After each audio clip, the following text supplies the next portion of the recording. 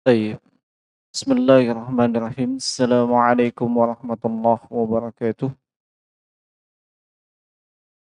إن الحمد لله نحمده ونستعينه ونستغفره ونعوذ بالله من شرور أنفسنا وسيئات أعمالنا.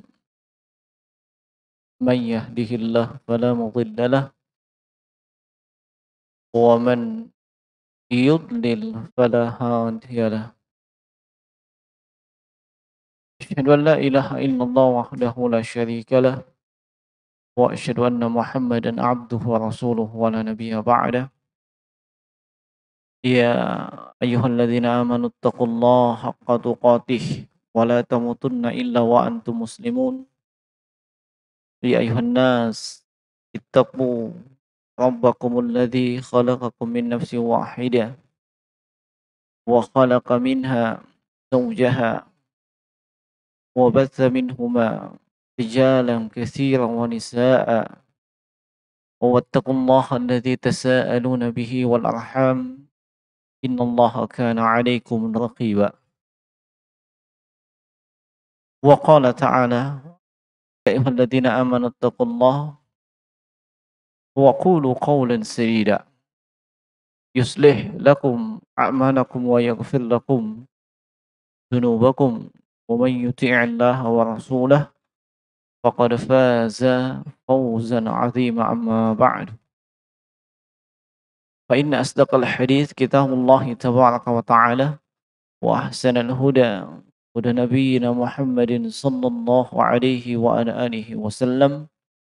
شر الأمور محدثاتها فإن كل محدثة بدعة وكل بدعة ضلالة وكل ضلالة في النار. Ma'asyiral muslimin, jamaah kalian rahimani wa rahimakumullah. Demikian pula dengan para pendengar di online walaupun mengaji. Semoga Allah Subhanahu wa taala senantiasa mencurahkan rahmat-Nya untuk kita semua. Alhamdulillah, kembali kita dikumpulkan dan dipertemukan oleh Allah Subhanahu wa taala tentunya dalam rangka untuk melaksanakan satu aktivitas ibadah, aktivitas yang menunjang seluruh ibadah-ibadah yang lainnya. Itulah aktivitas tafaqquh fid din atau talabul ilmi, belajar, mempelajari ilmu agama, ilmu syar'i. Dalam pengetahuan tersebut yang kemudian di atasnya kita membangun seluruh amalan-amalan soleh kita. Dan secara khusus walhamdulillah saat ini kita berada di penanggalan 14 atau 15 Sya'ban. Itu artinya kita sudah berada di pertengahan Sya'ban. Dan kurang lebih 2 pekan ke depan kita akan bertemu biiznillah dengan bulan Ramadan. Bulan yang senantiasa dinanti-nanti. Bulan yang senantiasa ditunggu-tunggu oleh segenap kaum muslimin. Kalau dahulu, pendahulu kita yang soleh atau para salafun as-soleh, mereka senantiasa memohon, berdoa kepada Allah agar bisa dipertemukan dengan bulan Ramadan. Bahkan 6 bulan sebelum Ramadan mereka sudah memohon dan berdoa.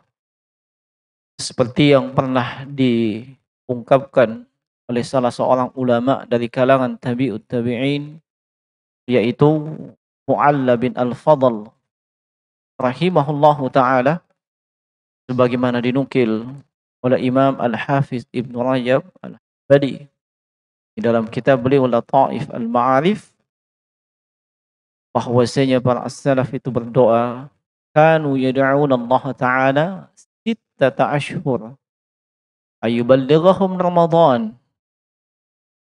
Mereka para sahabat radhiyallahu ta'ala anhum selama 6 bulan sebelum datangnya Ramadan mereka senantiasa berdoa kepada Allah supaya bisa dipertemukan dengan bulan Ramadan.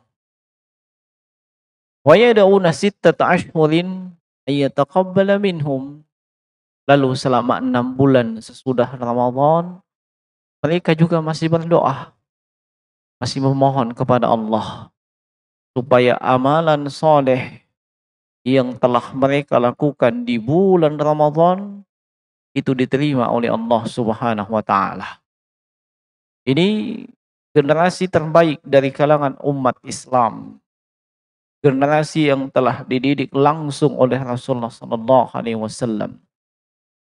Tidaklah mereka melakukan yang seperti itu kecuali berdasarkan ilmu dan pemahaman yang baik tentang bulan Ramadan, keutamaannya, keistimewaannya, kelebihan-kelebihan yang terdapat di dalam bulan tersebut. Kalaulah mereka tidak mengetahuinya, maka tentunya mereka tidak akan melakukan itu. Sebagaimana sebahagian dari kalangan manusia yang tidak mengetahui keutamaan Ramadan, keistimewaan di bulan Ramadan kecuali yang bersifat duniawi, maka mereka tidaklah memohon untuk dipertemukan dengan bulan Ramadan kecuali untuk hal-hal yang memang bersifat duniawi. Jemaah sekalian rahimani wa rahimakumullah. Bahkan di antara doa yang dinukil dari Al-Imam Yahya bin Abi Katsir rahimahullahu taala, bahwasanya di antara sebahagian sahabat Nabi sallallahu alaihi wasallam radhiyallahu anhum ajma'in, mereka berdoa, Allahumma sallimni ila Ramadan. Ya Allah, antarkan aku, sampaikan aku hingga Ramadan. Wasallim li Ramadan, dan antarkanlah Ramadan kepadaku. Wa tasallamhu minni mutaqabbalan, dan terimalah amal-amalku di bulan Ramadan. Jemaah sekalian rahimani wa rahimakumullah, selain mengetahui dan memahami nilai dan keistimewaan daripada bulan Ramadan, tentunya para pendahulu kita mengetahui pula sehingga mereka begitu besar harapannya untuk bisa bertemu dengan Ramadan. Mereka memohon kepada Allah untuk bertemu dengan Ramadan sebab tidak ada satupun dari kalangan manusia yang mengetahui kapan ajal itu datang. Bisa saja ajal itu datang sebelum Ramadan. Dan bisa saja kita tidak disampaikan, tidak bertemu dengan bulan Ramadan. Ini kita saksikan. Tahun lalu kita melaksanakan berbagai aktivitas ibadah di bulan Ramadan. Mungkin tahun tersebut kita tidak bersama lagi dengan mereka yang dahulu bersama kita melaksanakan aktivitas ibadah. Entah itu dari kalangan keluarga kita, sahabat kita, teman, kolega, dan yang semisal dengan itu. Tidak ada satupun yang mengetahui kapan ajal seseorang itu bisa membuat ia tidak bertemu dengan bulan Ramadan. Olehnya jemaah sekalian, termasuk hal yang disyariatkan dan sangat dianjurkan untuk kita. Berdoalah kepada Allah Subhanahu wa taala. Memohonlah sehingga kita bisa dipertemukan dengan bulan Ramadan. Sebagaimana memohonlah dan berdoalah kepada Allah agar diberikan taufik, hidayah, kekuatan untuk mengisi siang dan malam bulan Ramadan dengan berbagai macam aktivitas ibadah. Dan jangan lupa memohonlah kepada Allah, berdoalah agar seluruh ibadah tersebut nantinya diterima di sisi Allah, diberikan ganjaran yang terbaik sebagaimana yang telah Allah Subhanahu wa taala janjikan. Demikian pula yang telah disebutkan oleh Rasulullah sallallahu alaihi wasallam dalam hadits-hadits beliau yang sahih. Kemudian selain daripada itu jemaah sekalian, ketika kita hendak menyambut bulan suci Ramadan, ada beberapa hal, ada beberapa etika dan adab yang seharusnya seorang muslim itu berjalan dan menghiasi dirinya di atas adab dan etika tersebut. Itulah adab dan etika yang membedakan antara seorang muslim yang benar-benar merindukan Al-Quran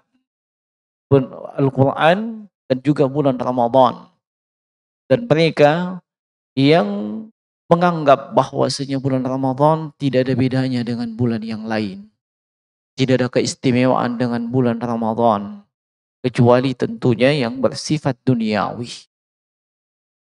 Jemaah sekalian rahimani wa rahimakumullah, di antara etika dan adab yang seharusnya seorang muslim itu menyambut bulan Ramadan, yang pertama adalah ia menghadirkan kegembiraan di dalam hati dan merasakan kebahagiaan akan kehadiran bulan suci Ramadan.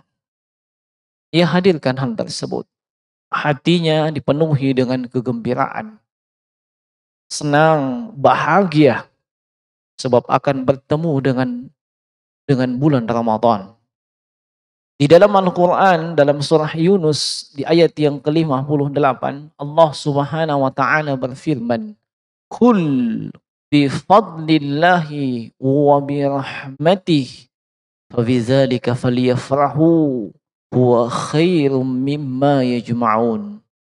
Katakanlah, wahai Muhammad, kepada mereka, kepada manusia, bahwasanya bifadlillah wa rahmatih, dengan karunia dan rahmat Allah subhanahu wa ta'ala. Fabidzalik, dengan itulah hendaknya mereka falyafrahu, bergembira. Tidak diragukan jemaah sekalian bahwasanya bulan Ramadan termasuk di antara karunia dan keutamaan sekaligus nikmat yang Allah subhanahu wa ta'ala berikan kepada siapa yang dikehendakinya. Ini adalah karunia dan nikmat yang khusus, bukan karunia dan nikmat yang umum. Karunia dan nikmat yang umum itu bisa dirasakan oleh setiap manusia, bahkan setiap makhluk. Sebab itu bukan tanda dan ciri Allah memberikan taufik dan hidayah kepadanya.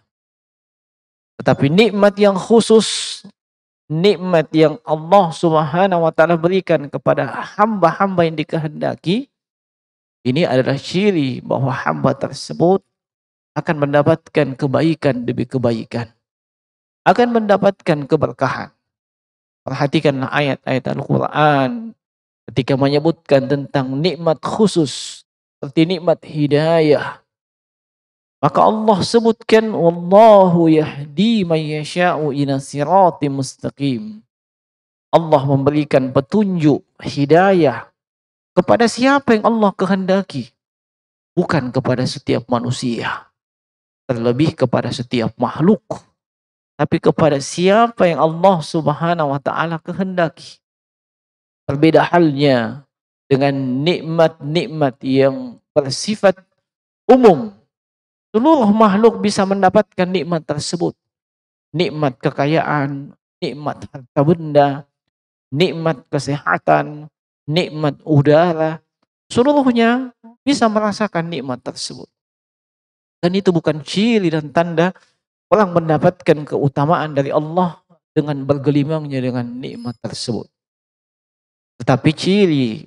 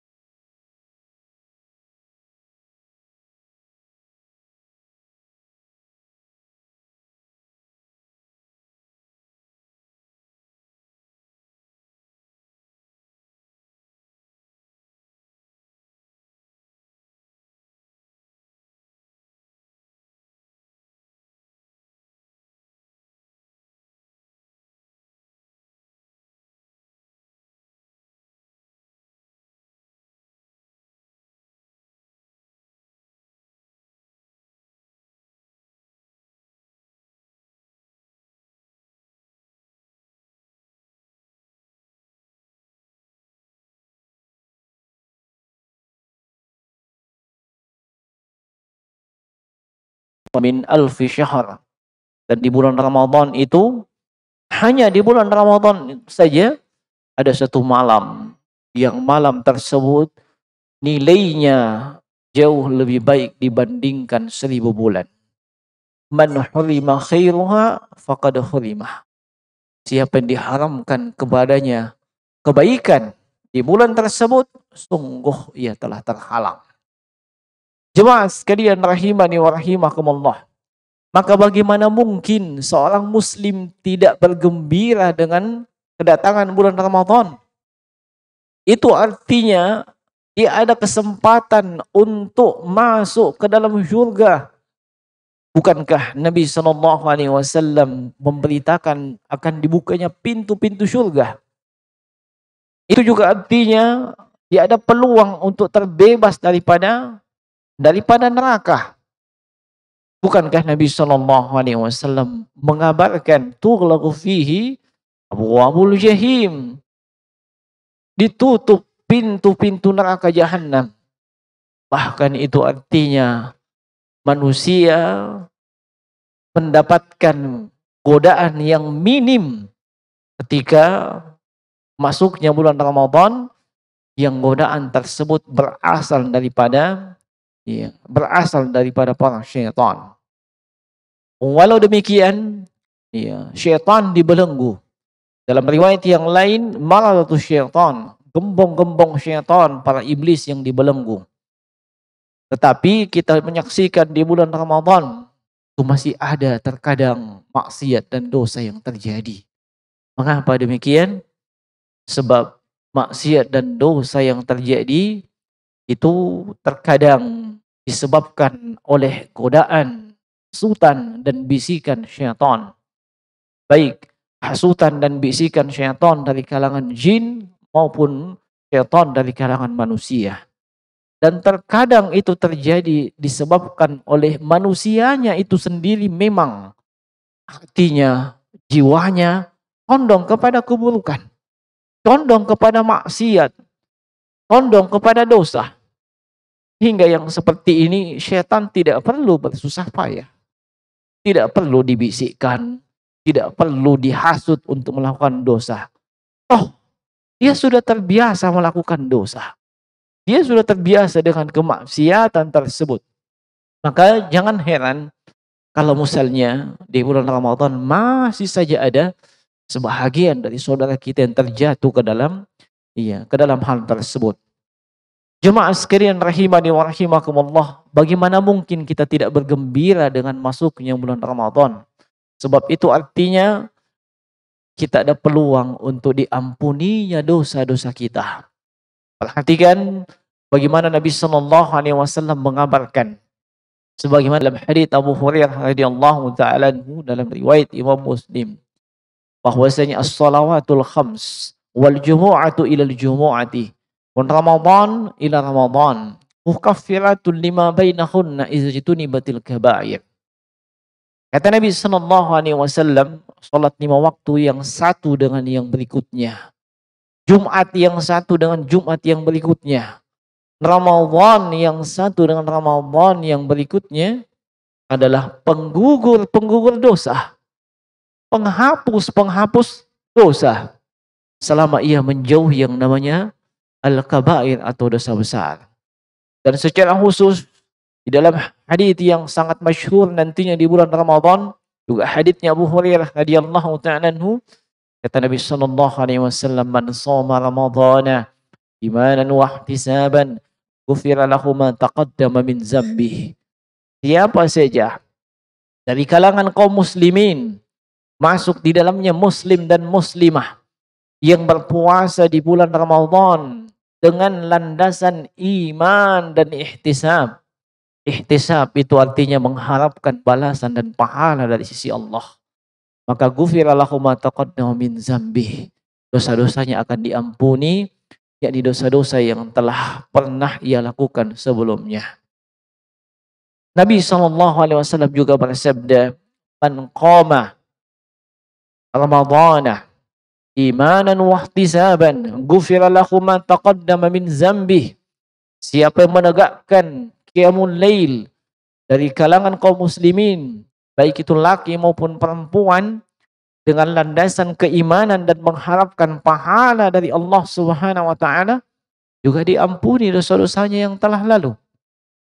Dan juga Nabi sallallahu alaihi wasallam bersabda, "Man qama lailatul qadri imanan wa ihtisaban, ghufira lahu ma taqaddama min dzambih." Siapa saja yang menegakkan qiyamul lail di malam Lailatul Qadri, mengisi malam tersebut dengan aktivitas ibadah, dan itu dilaksanakan dengan landasan keimanan dan hanya mengharapkan pahala di sisi Allah, maka juga akan diampuni dosa-dosanya. Mengapa kaum muslimin tidak bergembira dengan hal tersebut? Peluang diampuninya dosa itu sangat besar. Iya. Baik dari ibadah puasa yang nantinya kita lakukan, demikian pula dengan qiyamul lail yang nantinya kita lakukan. Bahkan puasa itu sendiri secara khusus adalah salah satu ibadah yang paling istimewa. Perhatikan bagaimana Nabi Shallallahu Alaihi Wasallam banyak beliau melakukan puasa. Di bulan Sya'ban ini saja, iya, beliau banyak melakukan puasa. Sebab kenapa? Sebab di bulan Sya'ban amalan-amalan itu diangkat dan diperhadapkan ke hadapan Allah. Kata Nabi, wa ana uhibbu ayyurfa amali wa ana shaimun. Saya suka kalau amalanku diangkat dan diperhadapkan ke hadapan Allah dan saya dalam keadaan berpuasa. Ini ibadah yang luar biasa. Kalau ibadah yang lain itu pahalanya dilipat gandakan dari 10 sampai 700 kali lipat. Tetapi untuk ibadah puasa, iya, Allah Subhanahu wa taala berfirman, "Illa siyam fa innahu li wa ana ajzi bihi." Kecuali puasa. Puasa itu iya adalah untukku, kata Allah. Wa ana ajzi bihi. Aku sendiri akan membalasnya. Puasa itu balasan pahalanya tidak bisa dihitung dengan alat hitung apapun. Sebab di dalam ibadah puasa terkumpul 3 jenis kesabaran. Sabar dalam menjalankan perintah, sabar dalam menjauhi larangan, sabar dalam menghadapi dan menerima takdir dan ketentuan Allah Subhanahu wa taala. Seluruhnya ada dalam ibadah puasa. Dan Allah menjanjikan kepada mereka yang bersabar dengan pahala yang tanpa batas. Tadi ini hanya ada di bulan Ramadan. Kaum muslimin hendaknya senantiasa menghadirkan dalam hatinya kegembiraan dan kebahagiaan. Dan tentunya kegembiraan dan kebahagiaan tersebut disebabkan peluang-peluang emas, kesempatan-kesempatan yang istimewa yang hanya terdapat di bulan Ramadan. Bukan disebabkan kegembiraan dengan landasan yang bersifat duniawi. Seperti apa contohnya? Kita bergembira. Kenapa? Biasanya kalau masuk bulan Ramadan, omset naik. Ya, pesanan banyak. Ya, kita yang profesinya adalah pedagang kuliner, entah itu sudah puluhan tahun ataupun yang dadakan, entah yang sudah profesional ataupun yang amatir, wah, ini peluang besar. Kita mendapatkan keuntungan kalau ada bulan Ramadan. Sebab kenapa? Pasti akan mendapatkan keuntungan yang luar biasa. Ini bukan kegembiraan yang kita maksud. Kalau kegembiraan itu yang dimaksud, maka apa bedanya dengan mereka yang bukan Islam? Mereka juga melakukan itu. Mereka juga memanfaatkan bulan Ramadan untuk mendapatkan keuntungan. Tetapi seorang muslim dan muslimah yang baik, landasan dari kegembiraan tersebut disebabkan akhirat. Begitu banyak peluang yang Allah siapkan di bulan Ramadan untuk diampuninya dosa, meraih pahala yang tanpa batas, dan seterusnya dan seterusnya. Kalau ini landasan kegembiraan kita, maka insya Allah ya, yang namanya keduniaan itu akan mengikut. Ya, yang namanya keduniaan akan mengikut. Berbeda halnya kalau kegembiraannya hanya bersifat duniawi. Iya, dia tidak akan mendapatkan pahala kegembiraan ya dari yang bersifat akhirat. Nah, dia hanya akan mendapatkan bagian dari duniawi sesuai yang Allah takdirkan untuknya. Tapi dia tidak mendapatkan bagian daripada akhirat. Maka perbaiki hal tersebut, jemaah sekalian. Termasuk yang perlu kita ingatkan, bahwasanya kita menekankan kegembiraan menyambut bulan suci Ramadan, itu bukan disebabkan ada hadis yang menyebutkan tentang tentang hal tersebut.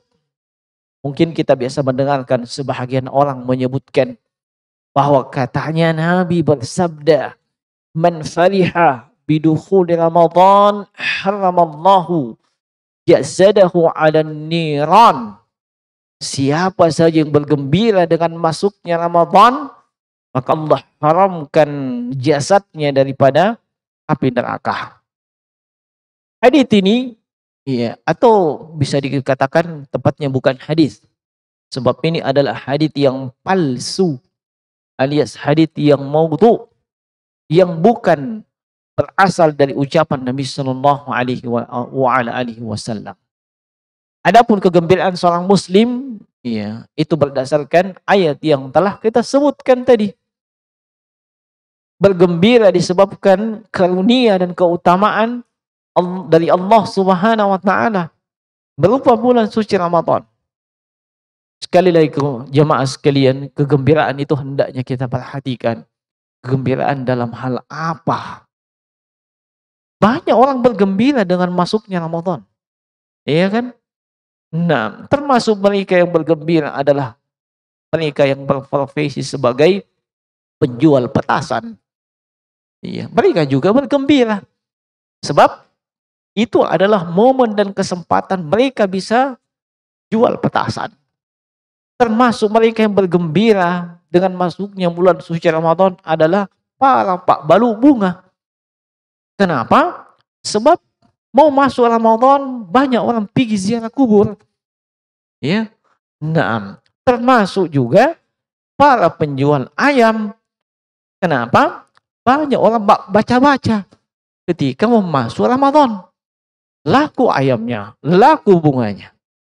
Iya. Bukan itu kegembiraan yang kita maksud.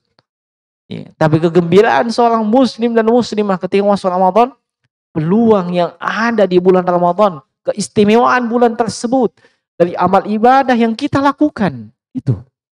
Adapun yang bersifat duniawi itu nomor sekian dan nomor sekian. Walaupun yang tadi yang kita sebutkan terakhir ada catatan-catatan yang perlu kita perhatikan. Seperti misalnya berziarah kubur. Berziarah kubur mustahab, dianjurkan, itu sunnah. Tetapi tidak perlu dikhususkan ketika menjelang Ramadan. Tidak perlu. Iya. Dan katanya ada keterangan berupa hadis yang katanya kalau masuk Ramadan dan orang yang meninggal tidak diziarahi, dia akan bersedih. Iya. Ini juga hadis tidak jelas dari mana asalnya. Mungkin saja hadis tersebut berasal dari haddatsana jaddi an jaddihi. Nah, iya, tidak jelas.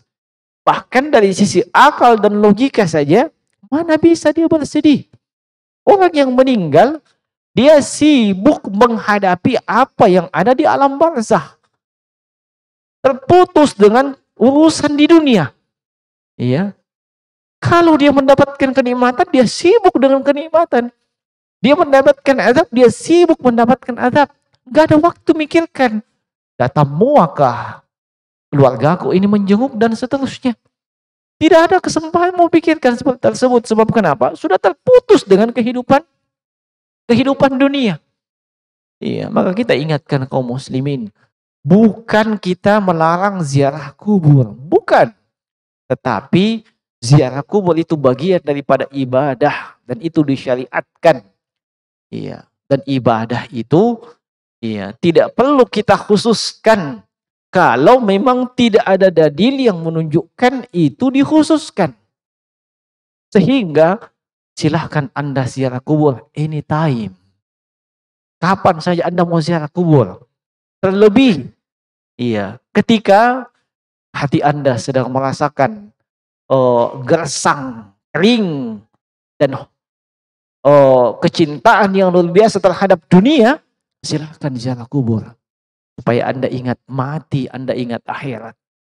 Di saat hati Anda sedang kasar, dan itu nampak daripada perbuatan dan ucapan Anda, silahkan Anda ziarah kubur. Sebab itu akan membuat Anda, buat hati Anda menjadi lembut. Silahkan. Tapi tidak perlu dikhususkan. Termasuk juga jemaah sekalian kebiasaan dari sebahagian saudara-saudara kita. Entah itu dari kalangan Bugis ataupun dari kalangan Makassar dan suku-suku yang lain. Ketika mau masuk Ramadan, ada istilah mak baca-baca. Ya. Naam. Kenapa ini mesti dibahas? Sebab di dalam mak baca-baca itu bukan cuma makanan yang dibahas. Di situ ada doa. Doa untuk mereka yang telah meninggal. Makanya perlu dijelaskan sebab itu ibadah. Seandainya itu adalah murni kebiasaan manusia, ya, ada ibadah di dalamnya, ya silahkan saja. Selama tidak ada dalil yang melarang. Tapi di dalamnya ada doa, memohon supaya selamat itu orang yang sudah meninggal. Ini tidak perlu seperti itu. Bukan tidak perlu berdoa, tapi tidak perlu dalam rangka menyiapkan makanan baca-baca, apalagi sampai potong ayam dan seterusnya. Iya, itu tidak ada tuntunan sama sekali.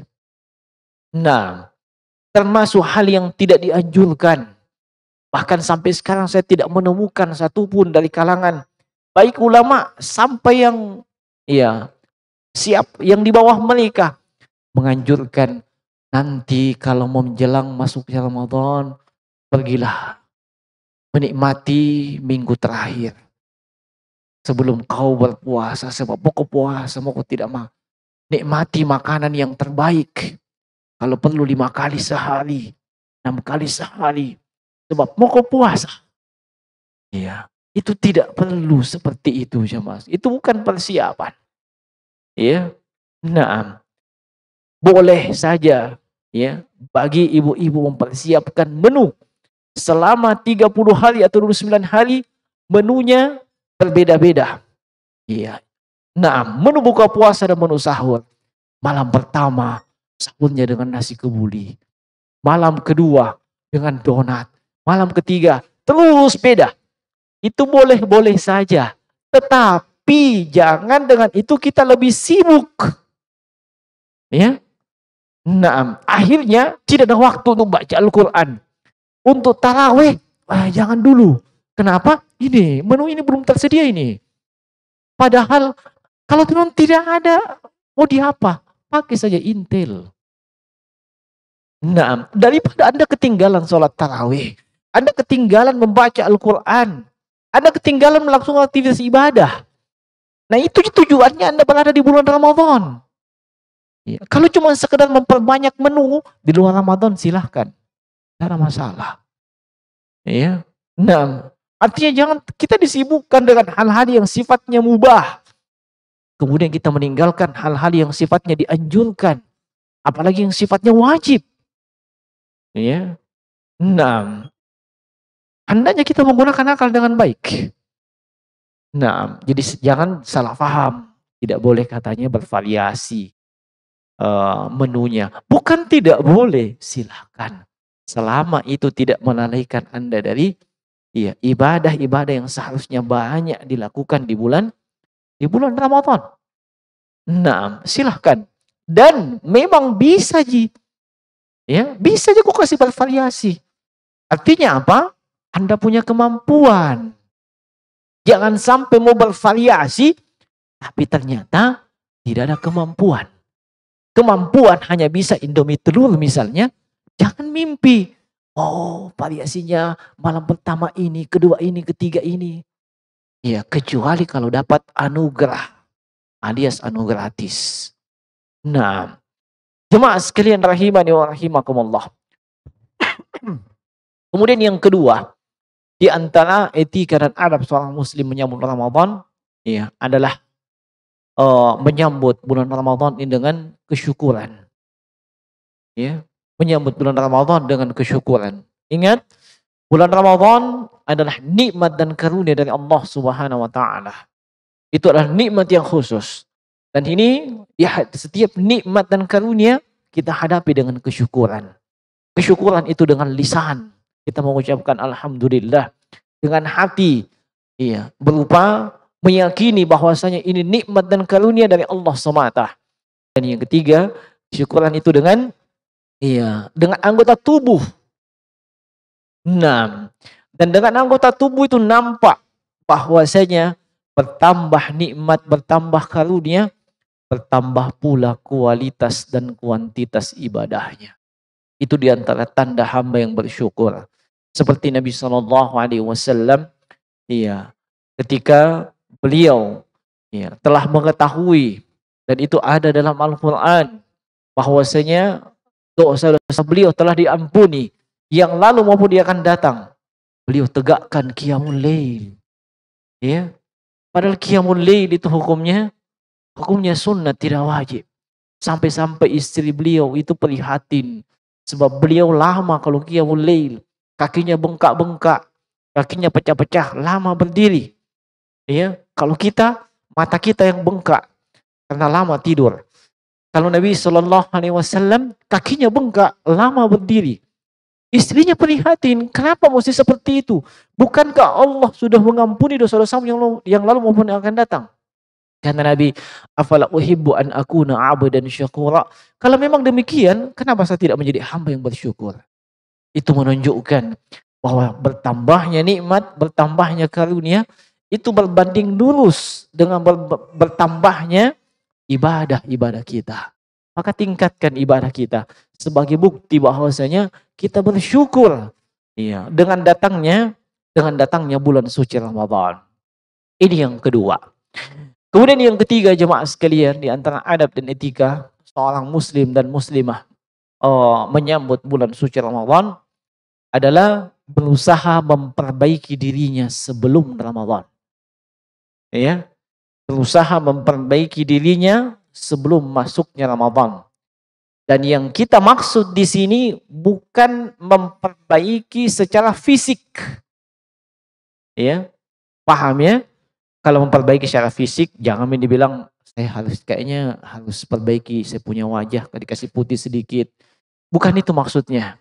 Ya, tapi memperbaiki diri di sini adalah terkait dengan amalan dan ibadah kita. Nah, Amr ibn Qais al-Mula'i rahimahullahu ta'ala menuturkan, tuba liman aslaha nafsahu qabla Ramadan. Sungguh beruntung siapa saja yang memperbaiki dirinya sebelum masuk bulan suci Ramadan. Bagaimana memperbaiki diri sebelum masuk bulan suci Ramadan? Di antara bentuk memperbaiki diri sebelum masuk bulan suci Ramadan adalah bertaubat dan memohon ampun kepada Allah Subhanahu wa taala atas dosa-dosa yang telah kita perbuat. Ingat jemaah sekalian, bahwa di antara hal yang menghalangi dan menjadi sebab seorang hamba itu menjadi malas beribadah, tidak khusyuk di dalam melaksanakan sholat, ibadah-ibadahnya gersang dan seterusnya, itu disebabkan oleh hatinya yang ternoda oleh berbagai macam dosa dan maksiat. Ingatlah, idza adnabal abdu, ketika seorang hamba melakukan dosa, maka akan muncul nuqtatan sauda fi qalbihi, akan muncul bintik-bintik hitam di hatinya. Dan setiap kali yang melakukan dosa, bertambah bintik hitam tersebut, bertambah. Akhirnya hatinya pun menjadi kotor. Kalau hatinya menjadi kotor, sama seperti dengan cermin. Cermin yang kotor, mana bisa kita melihat wajah kita di situ? Hati yang kotor itu akan sulit menerima kebenaran. Itu akan sulit untuk khusyuk dalam melaksanakan ibadah. Itu akan sulit merasakan kelezatan ibadah kepada Allah Subhanahu wa taala. Maka perbanyaklah mohon ampun dan bertobat kepada Allah. Ingatlah, siapapun, apapun status sosial yang kita sandang, bagaimanapun tingginya ilmu yang kita miliki, selagi kita masih manusia, maka seperti kata Nabi Shallallahu Alaihi Wasallam, kullu bani Adam khata wa khairul khata'in tawwabun. Setiap anak cucu Adam alias manusia ini itu pasti melakukan dosa dan kesalahan. Dan yang terbaik dari kalangan mereka yang melakukan dosa dan kesalahan adalah dia berusaha memohon ampun dan bertaubat kepada Allah Subhanahu wa taala. Nah, mohon ampunlah atas dosa-dosa kita. Ini termasuk di antara memperbaiki diri. Nah, termasuk di antara memperbaiki diri. Nah, jemaah sekalian rahimani wa rahimakumullah, yang kita perhatikan terkadang ya, sebahagian dari kita ya biasanya ketika menjelang masuknya bulan Ramadan bertebaran ucapan-ucapan minta maaf. Ya. Naam, maafkan aku. Aku mohon maaf, sebentar lagi akan masuk Ramadan. Iya. Meminta maaf, memohon maaf adalah suatu hal yang baik. Hal yang disyariatkan. Tetapi itu dilakukan ketika kita melakukan kesalahan atau dosa terhadap orang lain. Iya. Dan kita menyadari hal tersebut. Dan tidak perlu menunggu memasuki Ramadan. Apalagi mesti menunggu masuk Idul Fitri. Ya. Anda punya kesalahan kepada orang tua Anda. Ya. Anda punya kesalahan kepada suami atau istri Anda. Anda punya kesalahan kepada keluarga Anda. Tidak usah nunggu mau masuk Ramadan. Sekarang 14 Sya'ban. Kenapa belum minta maaf? Belum masuk Ramadan? Ya. Bagaimana kalau belum masuk Ramadan kau sudah meninggal? Kau sebelum minta maaf? Ya. Yang lebih parah daripada itu, nanti maaf-maafan kayak Idul Fitri aja. Ya. Memang itu harus identik. Orang maaf-maafan itu ketika terjadi kesalahan. Dan menyadari ini salah, ini keliru. Dia minta maaf. Tidak perlu nunggu masuknya Ramadan. Ya. Maka kalau ada yang seperti itu, bilang saja dengan baik, saya maafkan. Ya. Bahkan sebelumnya juga saya maafkan dan setelahnya saya maafkan. Lain kali jangan menunggu. Ya, mau masuk Ramadan baru kau minta maaf. Ya, nanti kalau kau melakukan kesalahan minta maaf memang. Ya, supaya tidak ada kesalahan di antara kita. Ya, tidak ada gate di antara kita. Silahkan meminta maaf. Ya, tetapi tidak perlu dikhususkan ketika menjelang masuknya bulan Ramadan. Termasuk di antara usaha memperbaiki diri sebelum masuknya bulan Ramadan, jemaah sekalian, adalah membekali diri kita dengan ilmu agama. Ya. Membekali diri kita dengan ilmu syar'i. Terkhusus wabil khusus terkait dengan ibadah-ibadah yang akan kita kerjakan ya. Dan insya Allah kita rencanakan untuk melakukannya di bulan Ramadan. Itu hendaknya kita ilmui. Iya. Hendaknya kita ilmui. Supaya ibadah-ibadah kita ini berkualitas. Jangan penuntut ilmu punya prinsip, yang penting kan puasa.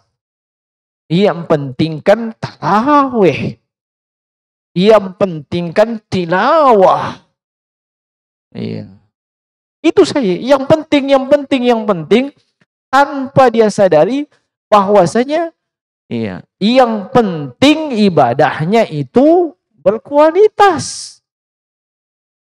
Nah, bukan asal dikerja.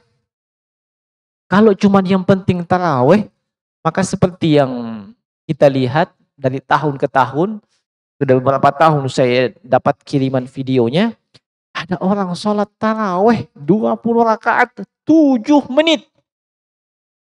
Ya. Naam. 7 menit. Antum bisa bayangkan 20 rakaat 7 menit. Ya. Bagaimana modelnya? Ini mau saingan dengan kultum. Kuliah 7 menit. Alias ceramah 7 menit. Kalau ceramah tidak ada masalah mau 7 menit, 3 menit, 2 menit. Ya. Nah, adapun sholat itu ada syarat, rukun dan kewajiban di dalamnya. Tidak boleh kita langgar. Ya, tidak boleh kita asal-asalan. Nah, itu kalau cuma yang penting sholat. Iya, kalau cuma yang penting sholat tarawih, iya, maka kaum muslimin kita lihat cari di mana masjid yang paling cepat sholatnya. Ya, yang penting saya puasa, cari di mana masjid yang cepat azan. Ya, nah, cari masjid yang paling cepat azan, yang paling lama azan subuh. Supaya lah masih lama makan sahur. Dan paling cepat azan maghrib. Ya. Itu yang penting puasa. Ya. Dan dia tidak peduli ketika puasa itu nasambak ya orang. Baik dengan perbuatan ataupun dengan kalimatnya. Ya. Tidak peduli, yang penting kan puasa. Iya. Naam. Iya. Sampai disitulah kadang ketahuan bahwa orang ini nanti di puasa baru begitu. Iya. Misalnya, fulan, betulkah yang kamu katakan? Iya, betul, saya mau benar itu. Iya, kamu nggak bohong? Enggak. Masa saya mau bohong? Saya kan puasa. Oh, jadi kalau tidak puasa tidak apa-apa bohong. Nah, kan begitu kanunya, mafhum mukhalafahnya. Ya, saya kan puasa, nggak boleh bohong. Nah, karena tidak adanya persiapan yang memadai jemaah sekalian, terkadang ibu-ibu itu bingung ketika hamil atau menyusui. Apa yang saya mesti lakukan? Apakah saya mesti mengqadha ataukah mesti fidyah ataukah fidyah dan mengqadha? Iya. Akhirnya apa? Dia searching mana yang paling enak. Ya. Nah, versi enak itu bervariasi atau tidak mutlak, dia relatif. Untuk enak versi suami, pasti suruh istrinya lebih baik kau mengqadha. Ya, pasti begitu kalau mau enak suaminya, kau mengqadha saja. Karena kau bayar fidyah, saya yang bayar fidyahnya. Ya. Nah, versi enak untuk istri, ya saya bayar fidyah. Kan bukan saya yang bayar ke suamiku. Daripada mengqadha, Kak, capek Kak puasa 30 hari. Iya, ini bukan seperti itu. Iya. Nah, ini terjadi jemaah sekalian karena itu tadi. Kaum muslimin tidak mau belajar dengan baik terkait dengan masalah ibadah yang dia mau lakukan. Ya. Nah, maka termasuk memperbaiki diri adalah berusaha mempelajari ibadah-ibadah tersebut. Iya, bagaimana kita melakukannya? Iya. Apa saja yang mesti kita lakukan? Apa saja yang bisa menghalangi ibadah tersebut? Dan yang semisal dengan itu. Yang jelas kita hanya isyaratkan di sini, iya, gambaran secara umum bahwa seluruh ibadah itu mesti dilakukan dengan 2 ketentuan mutlak. Ketentuan yang pertama haruslah ikhlas. Ya, haruslah ikhlas. Tidak ada dimasuki oleh tendensi keduniawi. Entah itu puasa, entah itu qiyamul lail atau tarawih, entah itu tilawatul Quran, zikir, sedekah, dan seterusnya. Dan yang kedua adalah hendaknya sesuai dengan tuntunan baginda Rasulullah sallallahu alaihi wasallam. Sesuaikan dengan tuntunan beliau. Jangan keluar dari jalur tersebut. Nah, sebab orang-orang yang hanya sekedar beramal dan amalnya tanpa dilandasi dengan ilmu, ini biasanya umumnya itu akan merusak. Ya, akan merusak. Ya, makanya Umar bin Abdul Aziz rahimahullahu taala pernah mengungkapkan, "Man 'amila ala ghairi ilmin kana ma yufsidu aktsar mimma yuslih. Siapa saja yang beramal dan amalannya itu tidak berdasarkan ilmu, maka itu lebih banyak merusak dibandingkan memperbaiki. Lah, kok bisa? Bukankah dia beramal? Kok bisa dia banyak merusak? Contoh, kalau yang penting beramal, dia tidak perhatikan keikhlasan. Kalau tidak perhatikan keikhlasan, apa yang dia dapatkan nantinya? Dia tidak dapat apa-apa. Allah hanya akan memberikan pahala kalau itu ibadah berlandaskan keikhlasan. Tanpa ada keikhlasan, Anda nggak dapat apa-apa. Ya. Kalau nggak dapat apa-apa, lalu nanti untuk bekal di akhirat apa? Nah, itu sama saja merusak dirinya sendiri. Ya. Nah, itu cuma contoh. Al-Hasan Al-Basri rahimahullahu ta'ala itu pernah mengungkapkan, al-amilu ala ghairi ilmin kasaliku ala ghairi tariqin. Wal amilu ala ghairi ilmin ma yufsidu aktsar mimma yuslih. Orang yang beramal tanpa ilmu itu bagikan orang yang berjalan bukan pada jalan yang seharusnya. Iya. Dan orang yang beramal tanpa berdasarkan ilmu itu akan banyak merusak dibandingkan mendatangkan kebaikan. Baik untuk dirinya, terlebih untuk orang lain. Maka perhatikan itu jemaah sekalian. Ya. Perhatikan betapa pentingnya kita melandasi seluruh amalan-amalan kita ini. Ya. Ya, amalan-amalan kita ini dengan ilmu syar'i.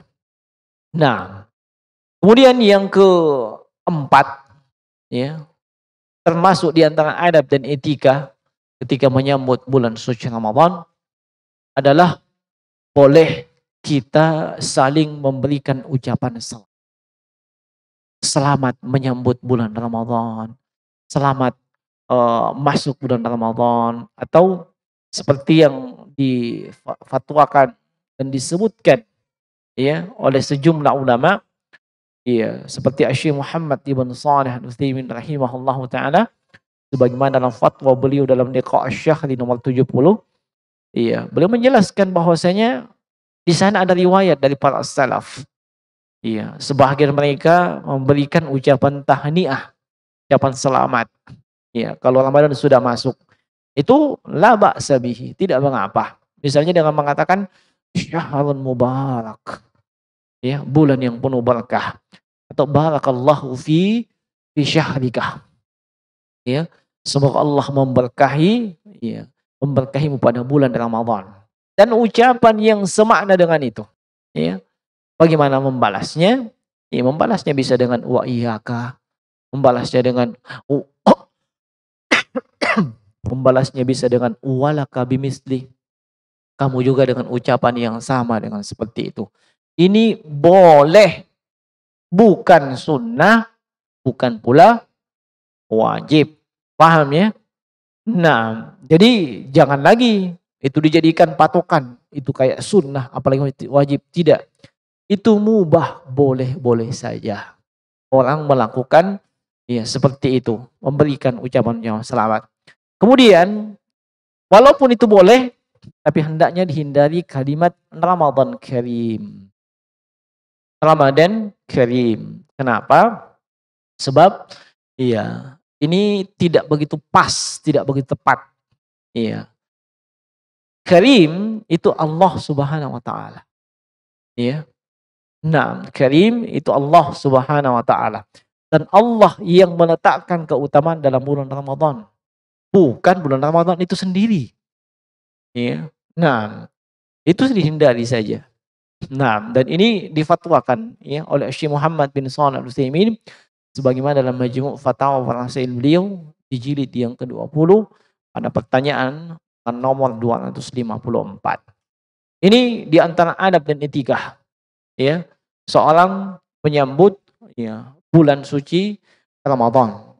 Semoga Allah Subhanahu wa taala menyampaikan kita semua sampai di bulan suci Ramadan sebagaimana kita memohon kepada Allah, semoga Allah Subhanahu wa taala memberikan taufik dan hidayahnya sehingga kita dapat melaksanakan berbagai aktivitas ibadah dengan cara yang terbaik di bulan tersebut, dan semoga Allah Subhanahu wa taala menerima amal-amal ibadah kita baik yang nantinya di bulan Ramadan maupun amalan-amalan di bulan-bulan yang lainnya.